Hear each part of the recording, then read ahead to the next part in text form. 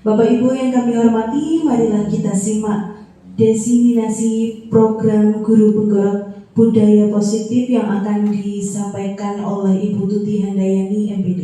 Kepada beliau kami persilahkan.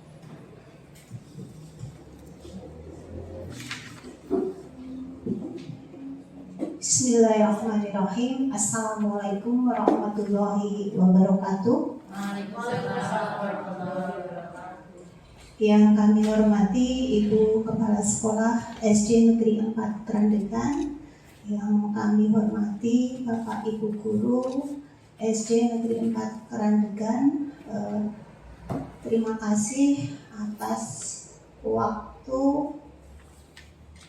dan kesempatannya sehingga bisa mengikuti acara diseminasi pemahaman dan pengalaman penerapan budaya positif aksi nyata modul 1.4 budaya positif.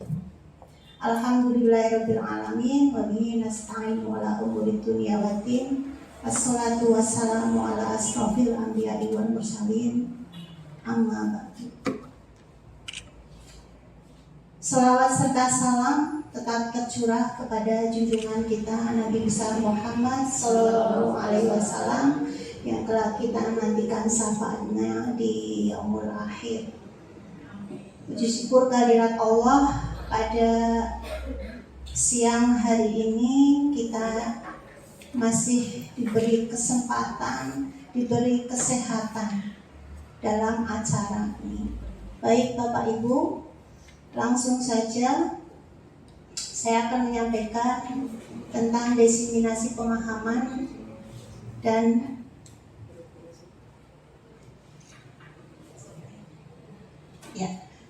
pemahaman dan pengalaman penerapan budaya positif.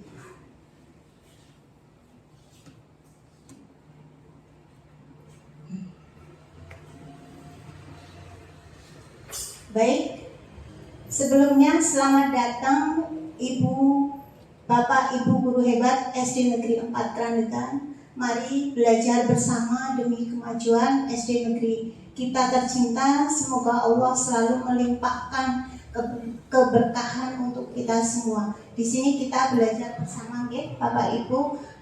Saya bukannya untuk menggurui ataupun tidak, karena banyak yang senior dari Bapak Ibu semua.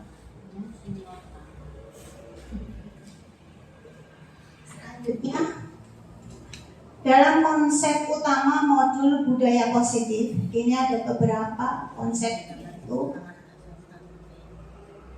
Yang pertama adalah perubahan paradigma, kemudian disiplin positif, kebutuhan dasar manusia, motivasi perilaku manusia, posisi kontrol restitusi, kesepakatan kelas atau keyakinan kelas, kemudian segitiga restitusi. Kita bahas sama-sama dari beberapa konsep tersebut. Yang pertama tentang perubahan paradigma. Stephen R.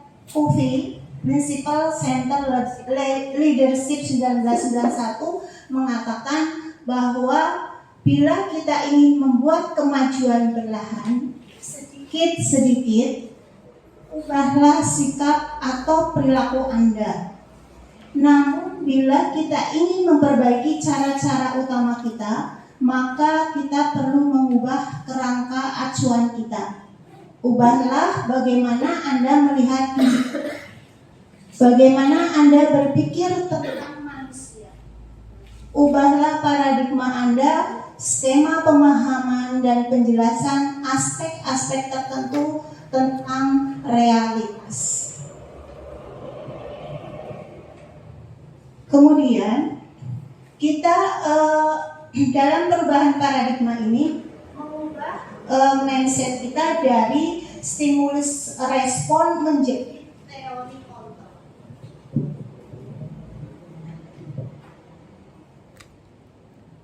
Dari stimulus respon ini, misalkan adalah realitas kebutuhan kita sama. Mindset kita dalam stimulus respon itu bahwa menyamakan kebutuhan semua orang itu sama. Tetapi dalam teori kontrol tidak. Realitanya bahwa kebutuhan setiap orang itu berbeda. Jadi kita tidak bisa menyamakan kebutuhan setiap orang. Kemudian yang kedua, dalam stimulus respon semua orang melihat hal yang sama. Jadi kembali semuanya itu sama seperti itu. Tapi dalam teori kontrol itu setiap orang memiliki gambaran yang berbeda. Kemudian stimulus responnya kita mencoba mengubah orang agar berpandangan sama dengan kita. Kita memaksakan nih orang itu untuk selalu berpandangan sama dengan kita.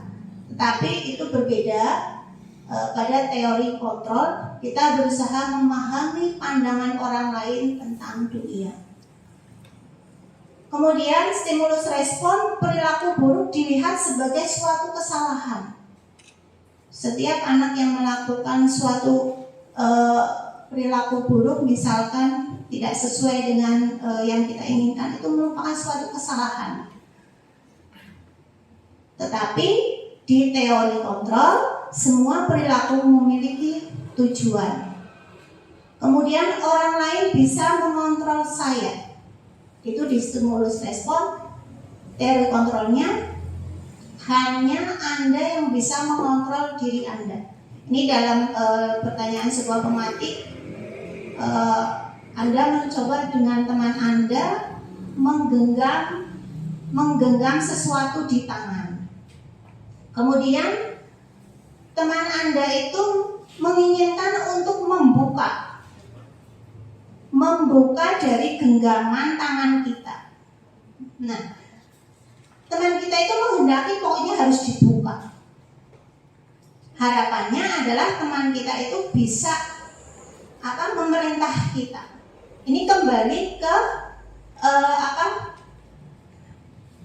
yang semua kita berusaha yang terakhir perilaku buruk orang lain bisa mengontrol saya. Itu kembali ke diri kita. Mau membuka atau tidak tangan kita itu semuanya kontrolnya di diri sendiri. Orang lain tidak bisa. Kalau teman kita menginginkan tangan kita untuk dibuka, tapi kita tidak menginginkan untuk dibuka, ya tetap tidak bisa terbuka. Jadi kontrolnya itu ada pada diri sendiri. Kemudian saya bisa mengontrol orang lain kalau di stimulus respon. Tapi kalau di teori kontrol, Anda tidak bisa mengontrol orang lain. Kemudian pemaksaan ada pada saat bujukan gagal. Kalau sudah dibujuk kok nggak bisa, terus ini dalam stimulus respon itu pemaksaan harus seperti itu.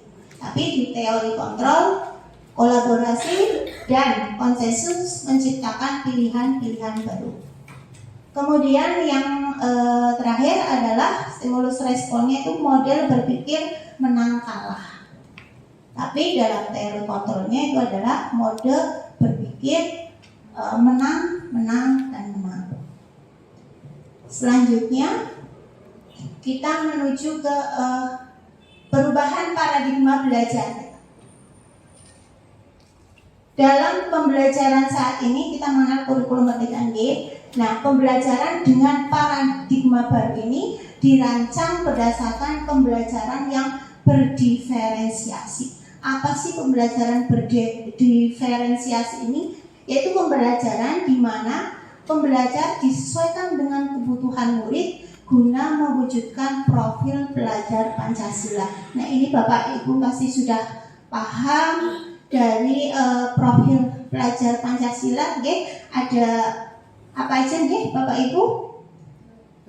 Beriman dan bertakwa kepada Tuhan Yang Maha Esa dan berakhlak mulia. Kemudian berkebinekaan global. Kemudian bergotong royong. Terus mandiri. Terus kreatif. Ya. Iya. Yang terakhir adalah bernalar kritis. Nah, itu adalah pembelajaran perubahan paradigma dalam belajar, yaitu mewujudkan profil pelajar Pancasila. Nah, selanjutnya kita ke konsep selanjutnya, yaitu disiplin positif. Nah, sebelumnya saya tanya, kalau dengar kata disiplin itu kira-kira yang ada dalam benak Bapak Ibu itu apa?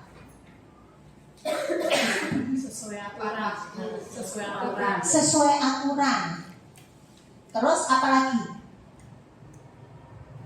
Kalau dengar kata disiplin itu seolah-olah kita langsung mengacu ke kalau yang tidak patuh dapat hukuman, paksaan. Nah, itu adalah hal-hal yang membuat ketidaknyamanan. Nah, disiplin positif. Disiplin sering dimaknai menjadi sesuatu yang dilakukan seseorang untuk mendapatkan kepatuhan. Kita cenderung menghubungkan kata disiplin dengan ketidaknyamanan. Tadi ada paksaan, ada hukuman. Semuanya itu membuat seseorang tidak nyaman. Tujuan kita sebagai seorang pendidik adalah menumbuhkan disiplin diri pada murid dengan mengacu pada kebajikan universal dan dengan motivasi intrinsik dalam diri, bukan motivasi ekstrinsik. Jadi disiplinnya itu adalah mewujudkan disiplin kepada anak-anak, pada murid kita, itu disiplin yang dari diri sendiri, kesadaran diri sendiri, bukan dari orang lain. Nah, munculnya disiplin yang dari diri sendiri itu adalah merupakan motivasi, namanya adalah motivasi intrinsik. Bukan ekstrinsik, bukan disiplin yang dimunculkan dari luar atau dari orang lain. Kemudian disiplin positif merupakan cara menumbuhkan disiplin diri pada murid dengan kesadaran penuh tanpa adanya imbalan, ancaman maupun hukuman. Jadi memunculkan disiplin ke anak-anak kita, ke murid kita itu bukan mereka itu betul-betul sadar penuh bahwa saya harus disiplin, bukan karena ada ancaman, bukan karena saya disiplin karena mau dapat imbalan nih dari bu guru, mau besok mau dapat hadiah seperti itu, atau karena merasa takut ada hukuman. Saya kalau nggak disiplin nanti suruh berdiri di depan kelas, suruh lari putar lapangan. Bukan, tetapi disiplin menumbuhkan disiplin positif ini atas kesadaran diri. Nah, disiplin dalam sebuah pembelajaran itu sebagai guru kita itu adalah memerdekakan murid, ya, memerdekakan murid. Jadi disiplin diri itu muncul, memerdekakan itu dalam konteks bahwa seorang guru itu harus bisa muridnya itu kalau dalam disiplin itu tidak ada paksaan, kembali ke tidak ada paksaan, dia merasa nyaman dengan disiplin yang sudah dia ciptakan sendiri. Nah, selanjutnya kita masuk ke kebutuhan dasar manusia.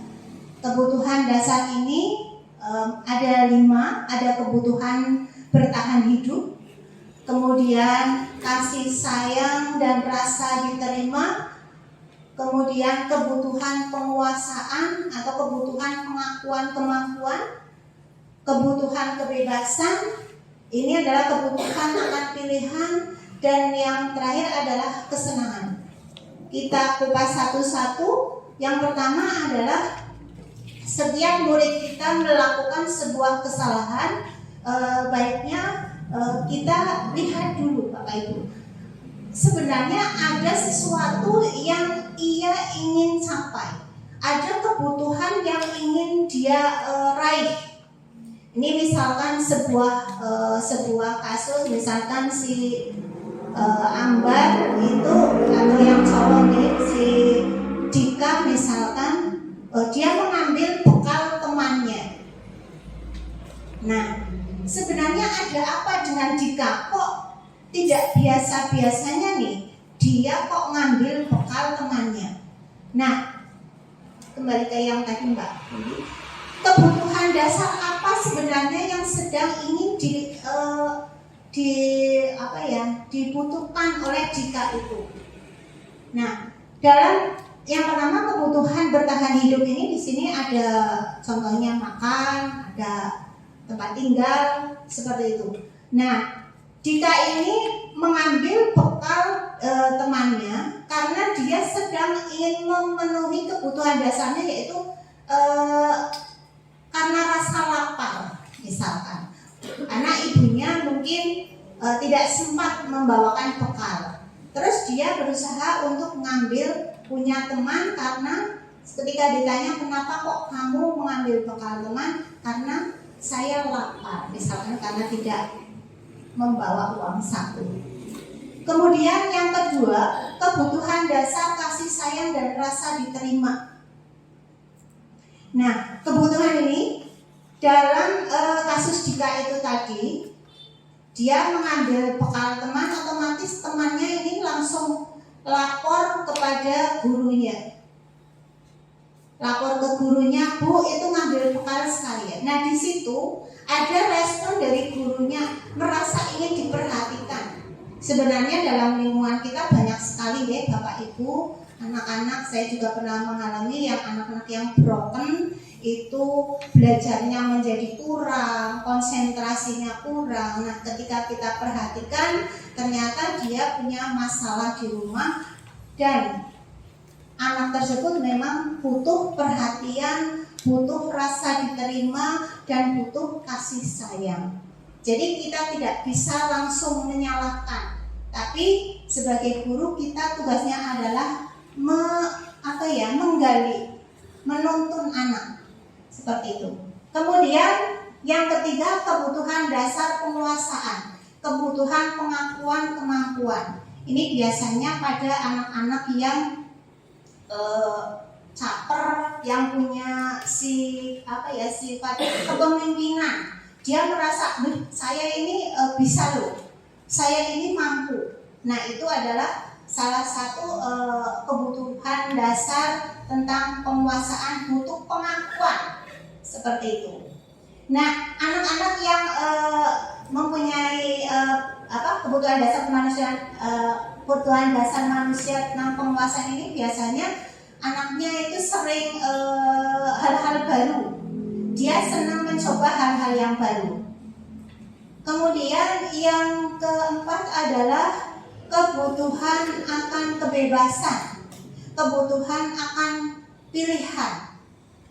Nah, Bapak Ibu, dalam kebebasan ini, misalkan dalam kasus Dika itu, dia mengambil bekal.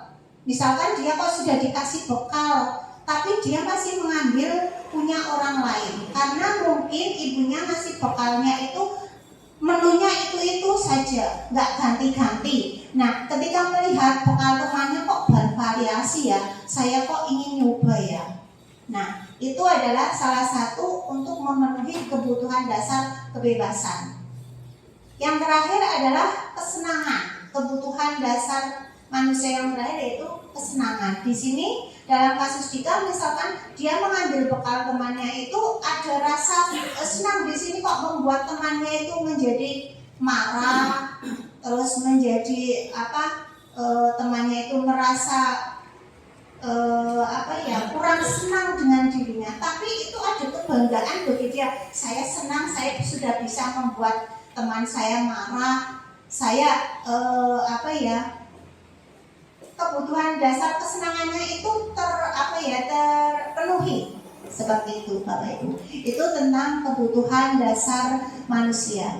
Selanjutnya tentang motivasi perilaku manusia. Motivasi di sini adalah merupakan dorongan yang timbul dalam diri seseorang, baik secara sadar maupun tidak, untuk melakukan suatu tindakan dengan tujuan tertentu. Nah, kalau motivasi itu ada sesuatu yang ingin terpenuhi. Apa sih?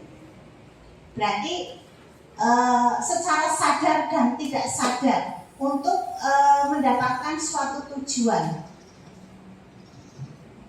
Nah, motivasi perilaku manusia ini yang pertama adalah menghindari ketidaknyamanan atau hukuman. Motivasi dalam dirinya itu adalah supaya tidak dihukum. Murid melakukan disiplin diri karena takut dihukum. Nah, ini adalah motivasi ekstrinsik. Motivasi yang datang dari luar, bukan dari dalam diri. Dari motivasi ekstrinsik. Karena takut akan hukuman. Saya melakukan disiplin diri karena saya takut akan hukuman. Nanti bukan disuruh berdiri di depan kelas, nanti bukan disuruh lari putar lapangan. Kemudian mendapatkan imbalan atau penghargaan. Murid melakukan disiplin diri karena ingin mendapat imbalan. Misalkan aku kalau berangkatnya tidak telat, nanti dapat hadiah dari bu guru. Aku kalau berpakaian lengkap saat upacara itu nanti ada dapat amplop dari bu murid, misalkan seperti itu ya. Nah, ini merupakan motivasi ekstrinsik dari luar, ya, dari luar. Kemudian yang ketiga adalah menghargai nilai-nilai kebajikan diri sendiri. Nah, motivasi ini muncul dalam diri murid kita itu karena sadar bahwa nilai-nilai kebajikan yang ada dalam diri. Nanti kalau saya disiplin, tugas-tugas saya, misalkan saya datangnya tepat waktu, maka saya dapat mengikuti pelajaran dengan penuh. Saya tidak mengganggu waktu teman-teman kalau saya berangkatnya itu tepat waktu. Kalau saya mengerjakan tugas dengan baik, saya akan mendapatkan nilai yang baik pula. Kesadaran dalam diri sendiri itu adalah merupakan motivasi intrinsik, motivasi dalam diri sendiri.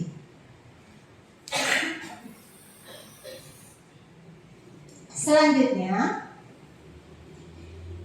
kita akan belajar tentang membedakan antara hukuman, konsekuensi, dan restitusi. Apa sih perbedaannya?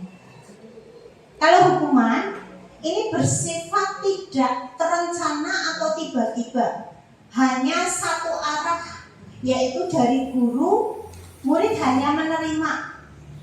Contohnya adalah ketika anak melakukan suatu kesalahan, ini secara tiba-tiba, secara spontan, guru langsung memberikan hukuman. Ayo lari lapangan 3 kali.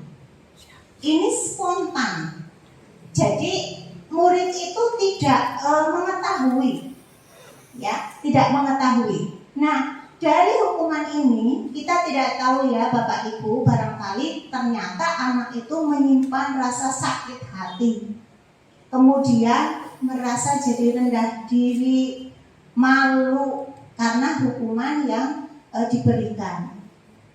Itu tentang hukuman. Jadi tidak terencana, spontan. Kemudian yang kedua, konsekuensi. Kalau konsekuensi ini bersifat terencana, sudah disepakati antara murid dengan guru.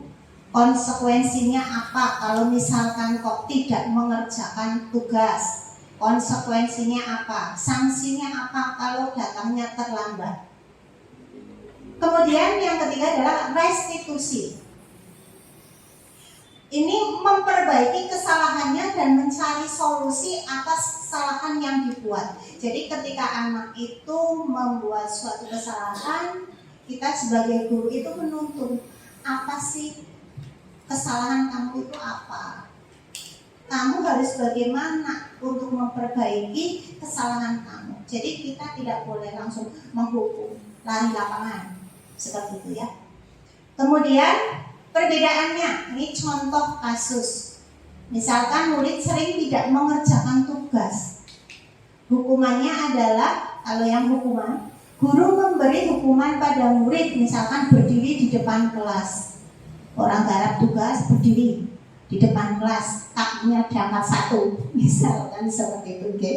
Terus guru marah, bocah beli orang garap tugas tuman, seperti itu misalkan. Okay. Dan murid ini menjadi takut, apalagi kalau yang masih kelas bawah. Ya, kelas bawah itu sudah gurunya seperti itu sudah takut, pucat. Yang kedua adalah konsekuensi. Dalam kasus murid sering tidak mengerjakan tugas, ini guru memberikan konsekuensi, misalkan dengan mengerjakan tugas saat istirahat atau mengerjakannya 3 kali lipat, ya. Soal 5 jadi 15 misalkan. Tapi murid itu sudah mengetahui konsekuensinya. Guru tegas dan siswa menghormati peraturan. Jadi sudah ada kesepakatan antara guru dan siswa, kalau nggak mengerjakan PR ya terus mengerjakan keluar kelas, terus mengerjakan sendiri. Kemudian kalau misalkan di jam istirahat, ini juga menjadi pekerjaan guru juga. Guru menjadi kalau misalkan pulang sekolah harus mengerjakan, guru juga harus menunggu. Kemudian yang restitusi. Dalam kasus murid sering tidak mengerjakan tugas ini, guru itu menanyakan keyakinan kelas dirinya dan membantu siswa menyelesaikan masalahnya. Kita gali, kamu nggak mengerjakan tugas kenapa mas? Seperti itu misalkan. Guru terbuka dan siswa menghormati dirinya dan orang lain. Jadi dalam restitusi itu kita menggali ke siswanya itu, kenapa tidak mengerjakan, cari alasannya, kemudian siswa dapat memecahkan masalahnya itu, kemudian mencari solusi sendiri. Jadi kita hanya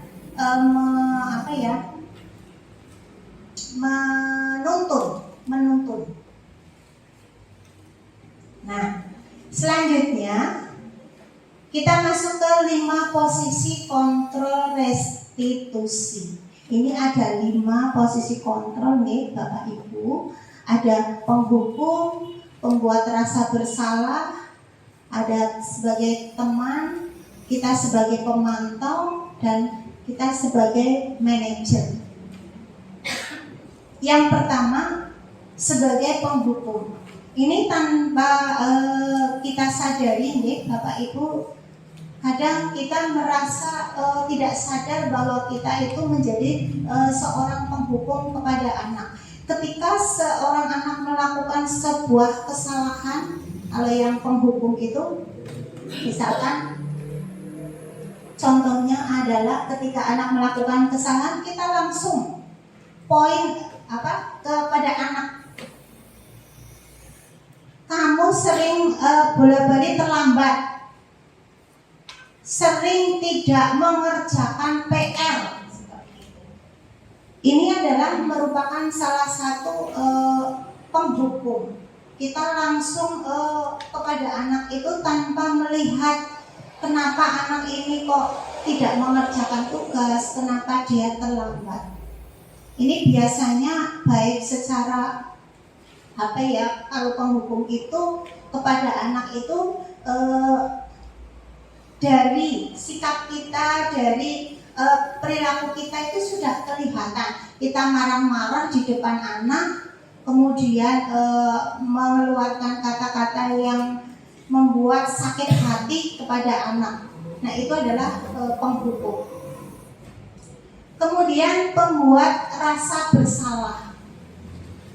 Pembuat rasa bersalah ini suara kita lebih pelan, Bapak Ibu. Pelan kepada anak misalkan, tapi kata-katanya kok mak jelek di hati. Contohnya, kamu lah tidak mengerjakan PR, itu sudah mengecewakan ibu. Nah, hal-hal seperti itu merasa menjadikan anak, oh saya kok tidak bisa ya membuat bangga guru saya tidak bisa membuat bangga orang tua saya telah mengecewakan mereka, tidak mengerjakan PR. Kalau yang penghukum itu anak karena sudah guru langsung ke anak, jadi dia kadang melampiaskan, misalkan kalau penghukum itu melampiaskan dengan oret-oret buku atau dengan dia pokoknya melampiaskannya itu nyata. Tapi kalau yang pembuat rasa bersalah ini malah lebih berbahaya, Bapak Ibu. Kadang anak itu memendam dalam dirinya karena merasa saya sudah mengecewakan, saya tidak berguna. Itu malah jauh lebih berbahaya. Kemudian yang ketiga adalah posisi kontrol sebagai teman. Nah, ini sebagai teman kadang kita juga tidak menyadari bahwa kalau posisi sebagai teman itu ada positif juga ada negatifnya. Misalkan adalah ketika suatu anak tidak mengerjakan PR atau terlambat, itu guru memposisikan diri seolah-olah sebagai teman. Kamu tidak mengerjakan, dan nggak apa-apa, nanti bu guru bantu, seperti itu. Tetapi itu juga memberikan efek positifnya itu adalah anak dengan guru menjadi dekat. Tapi negatifnya itu anak menjadi ketergantungan. Nanti juga dibantu sama bu guru. Tetapi itu tidak semuanya dia terhadap semua guru, tapi terhadap hanya guru tertentu saja. Yang keempat adalah pemantau. Pemantau ini adalah mengawasi, ya, Bapak Ibu. Nah, dalam posisi pemantau ini guru itu lebih mengawasi siswa. Misalkan dalam kalau ada anak yang melanggar, itu kamu bukan tahu konsekuensinya apa. Seperti itu, menanyakan. Nah, yang terakhir adalah posisi manajer. Nah, dalam posisi manajer ini kita sebagai guru itu adalah menanyakan, kalau misalkan kok anak ini tidak mengerjakan tugas atau terlambat atau apa, kita mencari tahu kenapa kok anak ini kok terlambat, kenapa tidak mengerjakan tugas. Nah, kita tuntun dia untuk mengetahui kesalahan yang dilakukannya, kemudian dia mencari solusi dari kesalahan yang dilakukan itu, kemudian apa sih yang harus saya lakukan, seperti itu. Jadi dia mencari solusi dari kesalahan yang dia lakukan. Selanjutnya tentang keyakinan kelas. Nah, ini Bapak Ibu, keyakinan kelas atau kesepakatan kelas. Mengapa tidak peraturan kelas saja? Kok harus keyakinan kelas? Nah, Bapak Ibu, mengapa kita memiliki peraturan tentang penggunaan helm saat mengendarai sepeda motor? Kenapa nggih, Bapak? Supaya aman, supaya tidak ditilang misalkan, ya. Kemudian mengapa kita memiliki peraturan pada saat COVID, ya? Ini misalkan kita memiliki peraturan mengapa memakai masker dan mencuci tangan, ya, biar sehat. Nah, Tujuan dari kedua itu yaitu pemakaian helm dan memakai masker. Yang pertama adalah keselamatan, yang kedua adalah kesehatan. Nah, itu adalah merupakan sebuah keyakinan. Kalau hanya peraturan saja, itu hanya untuk menghindari supaya kita tidak kena sanksi seperti itu. Makanya kenapa kok tidak peraturan, tidak, tapi yang lebih efektif itu adalah keyakinan kelas yang dilakukan oleh guru dan murid sepakat untuk membuat sebuah keyakinan kelas yang dilakukan bersama. Kemudian bagaimana pembentukan keyakinan kelas? Dalam membuat keyakinan kelas, ini buat sedikit saja agar mudah diingat. Jangan terlalu yang panjang lebar, jangan yang terlalu banyak. Keyakinan kelas sampai 20, anaknya pusing.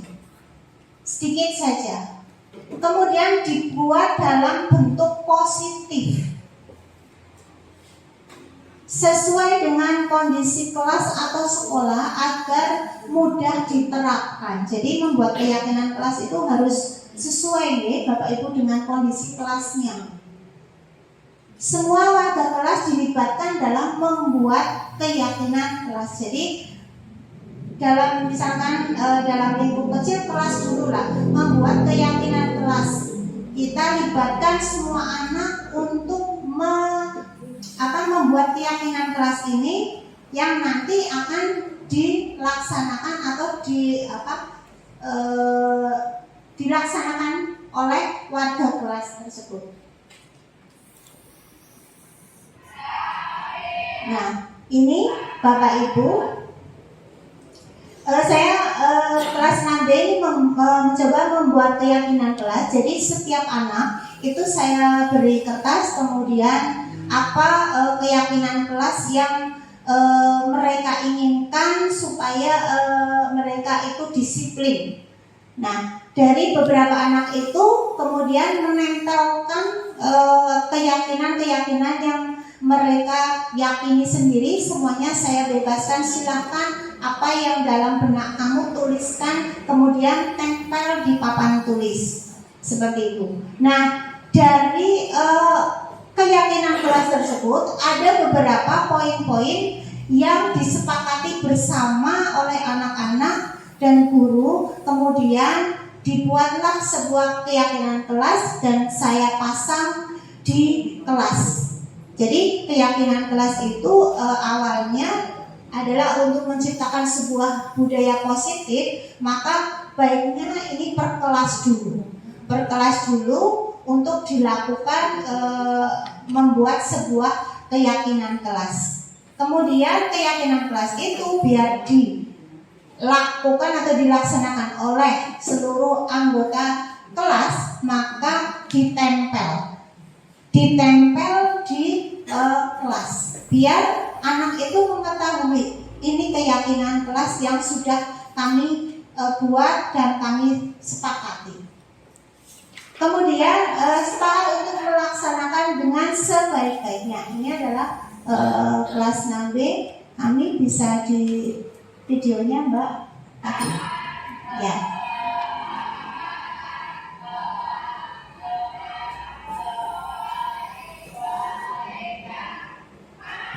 Iya, mereka begitu senang dan bahagia. Nah, selanjutnya kita ke segitiga restitusi. Nah, baiknya dalam kita misalkan dalam menghadapi suatu masalah pada anak didik kita gunakan segitiga restitusi. Segitiga restitusi itu apa aja? Yaitu yang satu adalah menstabilkan identitas, kemudian validasi tindakan yang salah, kemudian adalah menanyakan keyakinan.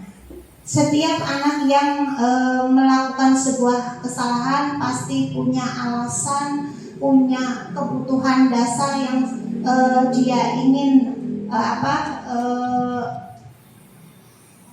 kebutuhan dasar yang ingin dia capai. seperti itu. Nah, dalam menstabilkan identitas ini biasanya guru akan menggali, menuntun siswanya kalau berbuat kesalahan itu, misalkan kita adalah setiap orang pasti pernah melakukan kesalahan. Ini menunjukkan apa ya?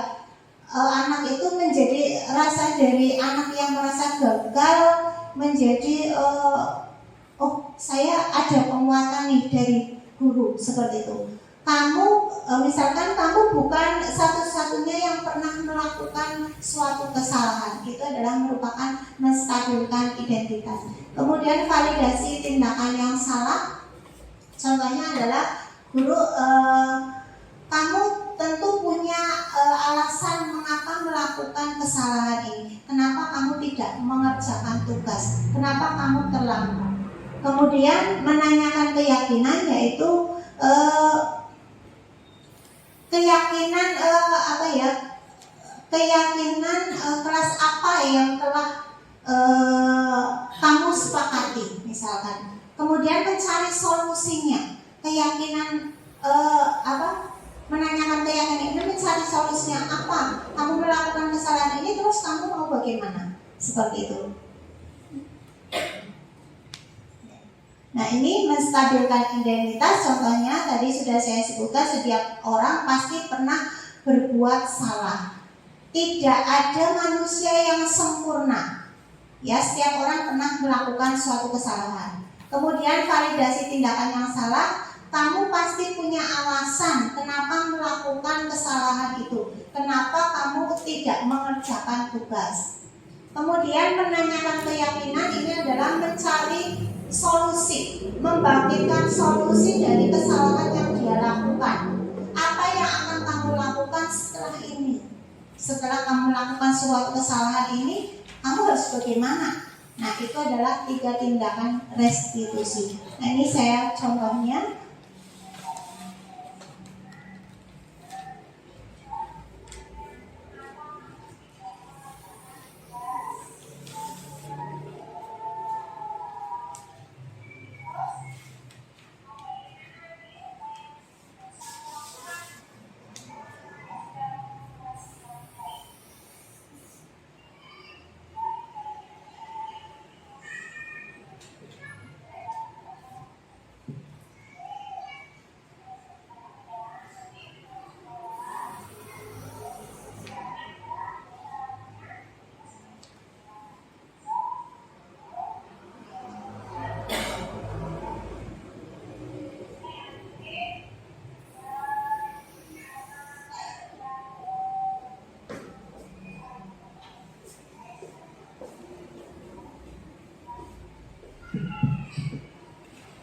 Nah, itu adalah contoh Bapak Ibu tentang penerapan segitiga restitusi karena si Abid ini tidak mengerjakan PR. Seperti itu. Itu Bapak Ibu yang dapat kami sampaikan. Terima kasih. Waktu saya kembalikan ke moderator.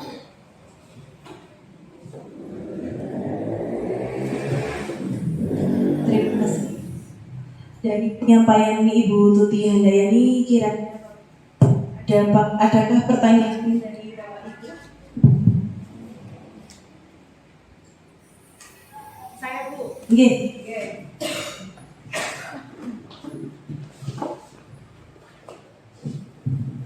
Terima kasih. Assalamualaikum warahmatullahi wabarakatuh. Bu Tuti, terima kasih sekali, sangat bermanfaat bagi saya pribadi untuk nantinya saya melaksanakannya di kelas saya. Bu Tuti dari tadi 5 Bu. Terima kasih Bu Tuti. Wassalamualaikum warahmatullahi wabarakatuh. Assalamualaikum warahmatullahi wabarakatuh. Terima kasih Bu Sri Martiatun atas pertanyaannya. Kira-kira dari 5 posisi kontrol restitusi itu, kita sebagai guru itu memposisikan diri itu sebagai apa? Tadi sudah saya jabarkan bahwa ada penghukum, ada pembuat rasa bersalah, ada kita sebagai posisi sebagai teman, pemantau, dan manajer. Nah, dari kelima posisi itu adalah posisi yang paling baik itu adalah kita sebagai manajer, ya, posisi sebagai manajer. Jadi di situ anak itu kita sebagai guru itu sebagai hanya menuntun anak dari kesalahan yang dilakukannya itu, kita menuntunnya. Anak menyadari bahwa dia melakukan sebuah kesalahan, kemudian dia mencari solusinya sendiri. Saya melakukan kesalahan ini, saya terus harus bagaimana ya? Nah, menggali kemampuan anak dalam memecahkan masalahnya sendiri. Seperti itu Bu. Jadi kita dari 5 posisi kontrol itu, kita adalah yang terbaik itu adalah memposisikan diri sebagai seorang manajer. Begitu. Ya, terima kasih. Begitu. Ada lagi yang mau ditanyakan? Monggo Bu Nani.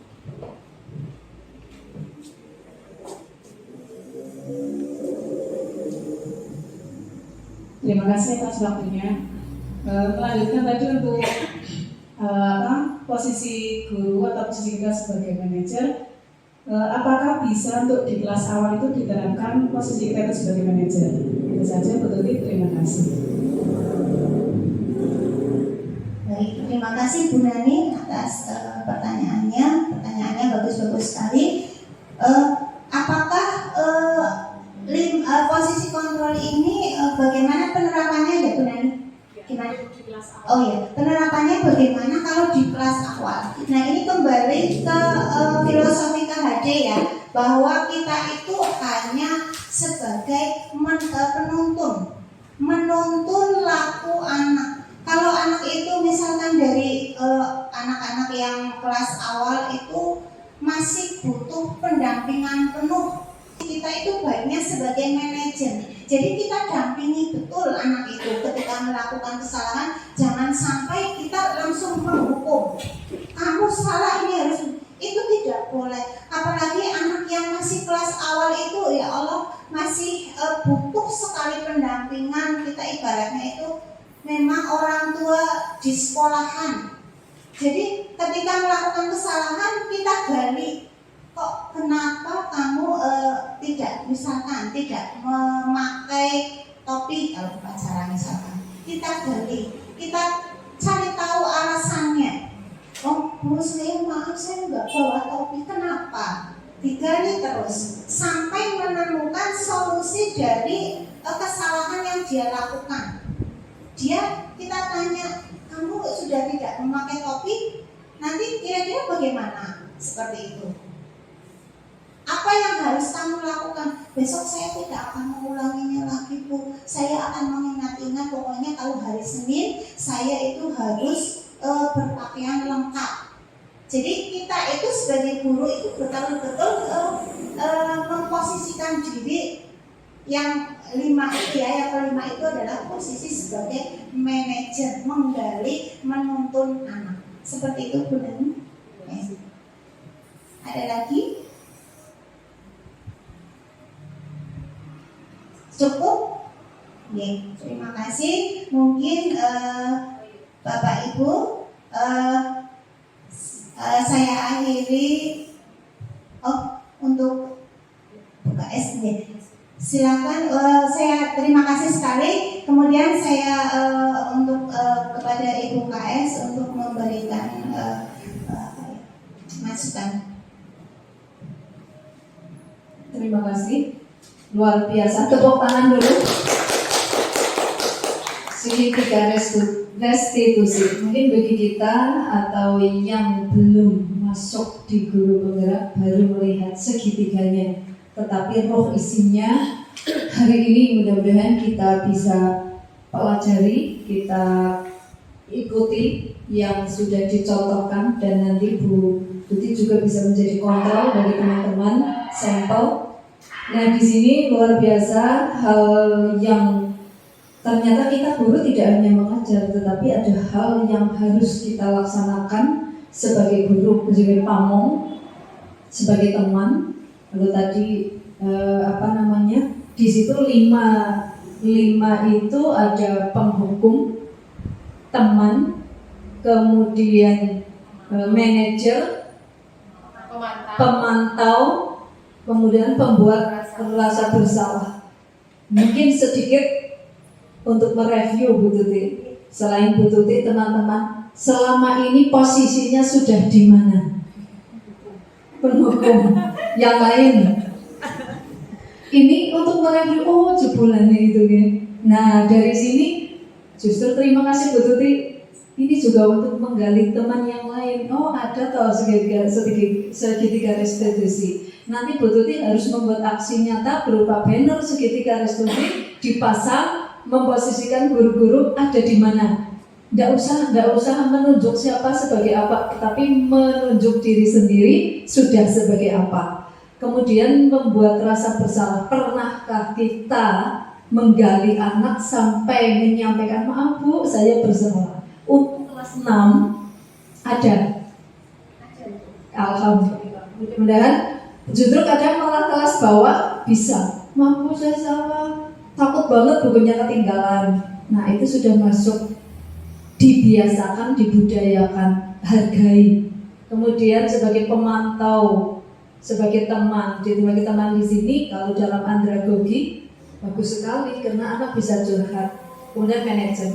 Dari semua itu saya hanya ingin menggali sedikit karena tadi kebetulan ada Bu Nani, saya masih menjadi penghukum. Nah menurut Bu Tuti, semua ada dari 5 posisi kontrol itu mungkin semua pernah dilaksanakan, tetapi saya hanya ingin menggali sedikit di penghukum itu. Perlukah di dalam kegiatan pembelajaran yang memang berpihak pada murid ada peran sebagai penghukum? Selain manajer sudah pasti, pemantau, pembuat rasa bersalah, dan teman, kalau teman sudah pasti itu ya.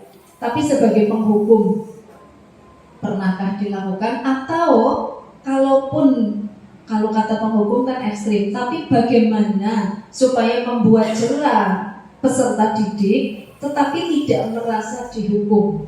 Itu saja. Dan luar biasa, sekali lagi tepuk tangan, mudah-mudahan kita bisa melaksanakan. Dan saya juga di segitiga itu sebagai manajer di sekolah juga nanti akan menerapkan. Terima kasih. Assalamualaikum warahmatullahi wabarakatuh. Waalaikumsalam warahmatullahi wabarakatuh. Nah, luar biasa sekali Bu Kepala Sekolah di sini. Sebagai penghukum, adakah apa ya Bu tadi Bu? Pernahkah ada kita dalam posisi penghukum sudah pernah dilaksanakan apa belum? Apa semacam hukuman atau apa yang buat jerah tapi tidak memunculkan sebagai penghukum? Oh, sebagai penghukum kepada anak ini kelihatannya sebagai penghukum tetapi tidak membuat gimana Bu jerah. Yang menjadi ketakutan luar biasa kata-kata penghukum itu kan? Iya, ekstrim. Iya. Ini kata-kata penghukum memang ekstrim. Kalau di sini itu penghukum itu identik dengan guru itu marah Bu, marah, kemudian dari posisi badan itu sudah membuat takut anak. Tapi ada kalau dari penghukum, saya rasa itu lebih ke ini Bu, namanya aja penghukum. Pasti itu anak merasa terhakimi seperti itu. Selama ini kalau merasa sebuah hukuman itu pasti membuat anak itu merasa terhakimi, saya salah, saya takut sekali, seperti itu. Mungkin dari Bapak Ibu pernahkah memposisikan diri sebagai penghukum, tetapi kok anak malahan tidak takut ya, malahan kok malah cengengesan, malah kadang memang anak itu memang dengan berbagai karakternya nih Bapak Ibu dihukum malah ada yang senang loh. Saya keluar senang Bu, bisa lihat-lihat di luar adik. Itu kembali ke diri kitanya. Dalam sebuah pembelajaran kita harus bisa memerdekakan anak. Ini kembali ke filosofi KHD nih, memerdekakan anak. Pembelajaran yang bisa membuat anak itu happy, senang, tidak monoton, tidak hanya teacher center ya. Ini lebih ke anaknya seperti itu. Jadi kembali adakah hukuman yang membuat senang anak? Itu ya ada menurut saya. Yaitu tadi tergantung kembali ke anaknya dan kembali ke diri kita. Kalau kita mampu menciptakan pembelajaran yang menyenangkan bagi anak, kalau mendapat hukuman pasti takut.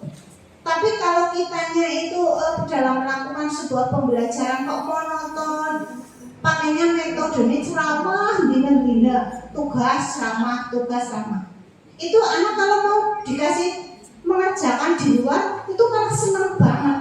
Seperti itu Bu, kira-kira mudah-mudahan puas jawabannya. Mungkin itu Bapak Ibu, adakah yang mau bertanya lagi? Kalau misalnya hanya kertas sambal saja, gimana hukumannya? Maksudnya, contohnya misalnya kalau sholat dua itu kan kadang anak kan tidak tertib. Dan saya kadang bilang nanti dihukum ulangi 10 kali segitu, tapi cuma kertas sambal saja, itu bagaimana itu hukumnya? Terima kasih Bu, ini pertanyaannya yang bagus banget ini. Bu, bagaimana Bu, misalkan pas sholat duha, kok anak ini kok nggak tertib banget ya, suruh sholat bloweh, baik seperti itu. Saya melakukan gertak sambal Bu, nanti kalau sholatnya nggak tertib, saya kasih hukuman.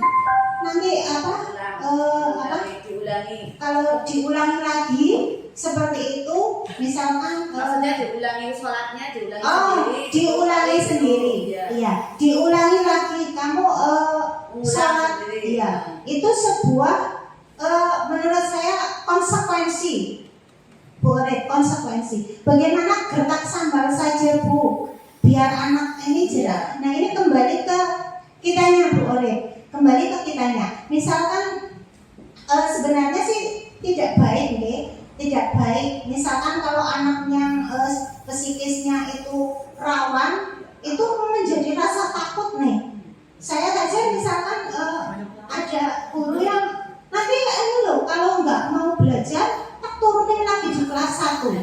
Seperti itu menjadikan anak itu menjadi merasa rendah diri, boleh itu secara tidak langsung sebenarnya kita hanya memotivasi anak. Sebenarnya ada motivasi yang baik untuk anak biar anak ini nanti semangat belajarnya. Tetapi dalam anak itu psikisnya berbeda-beda dan itu menurut saya tidak baik seperti itu. Lebih baik kita menggunakan restitusi tadi, boleh. Kenapa kita menggali anak itu? Kenapa sih kamu kok? Kita cari tahu nih. Kenapa anu kok kalau suruh sholat angel banget, suruh ini kembali digali. Mungkin juga ada pembiasaan di rumah Bu Oret yang namanya seperti itu kembali di rumah itu dia terbiasa apa enggak seperti itu. Kalau dari rumah sudah tidak ditanamkan kebiasaan melakukan sholat, pasti di sekolah itu akan terbawa. Jadi kita terapkan restitusinya, menggali.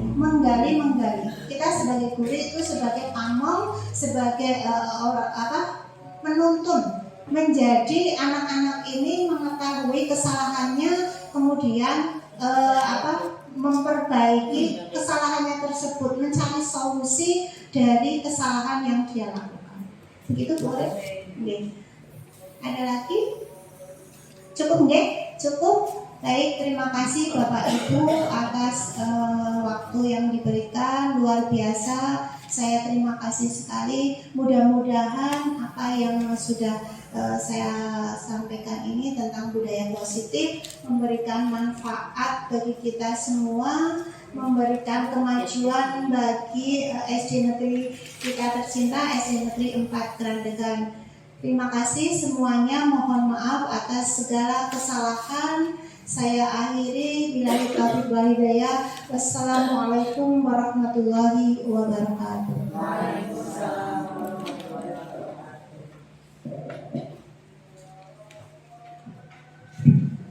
Terima kasih disampaikan untuk Ibu Titi Handayani yang telah mengisi diseminasi guru penggerak. Dilanjut. Acara acara yang selanjutnya adalah acara yang terakhir yaitu penutup. Alhamdulillah kita telah melaksanakan acara pada siang hari ini. Marilah kita tutup dengan bacaan hamdalah bersama-sama. Alhamdulillahirabbil alamin. Sekian dari saya, mohon maaf bila banyak kesalahan. Wabillahi taufiq wal hidayah. Wassalamualaikum warahmatullahi wabarakatuh. Waalaikumsalam warahmatullahi wabarakatuh. Terima kasih atas designasi dari Ibu Tuti Handayani MPD. Hadirlah review moderator yang pertama yaitu pembiasaan akan menjadi budaya positif yang menjadi budaya sekolah. Yang kedua, guru hendak memposisikan diri pada posisi control manager demi mewujudkan budaya yang positif. Sekian, terima kasih. Marilah kita tutup acara designasi pada siang hari ini dengan bacaan hamdalah bersama-sama. Alhamdulillahirabbil alamin. Sekian dari saya, mohon maaf jika banyak kesalahan. Wabillahi taufiq wal hidayah. Wassalamualaikum warahmatullahi wabarakatuh.